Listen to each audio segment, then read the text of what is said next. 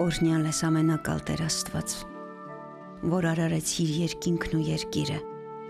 և նրանցում եղած բոլոր բարիքները։ Եվ այժմ աղաչում ենք քեզ, Տեր, նայիր որդատունկի այս պտղին,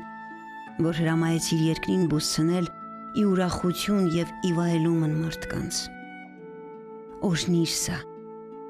նաև սա բերողներին ու քո սուրբ եկեղեցուն մատուցողներին, և սրան տուր օդերի բարեխառնություն և օգտակար անձրևներ, որպեսզի այս պտուղը, հասնելով իր կատարելությանը, բոլոր վայելողների համար լինի ուրախություն և հոգիների ու մարմինների բժշկություն։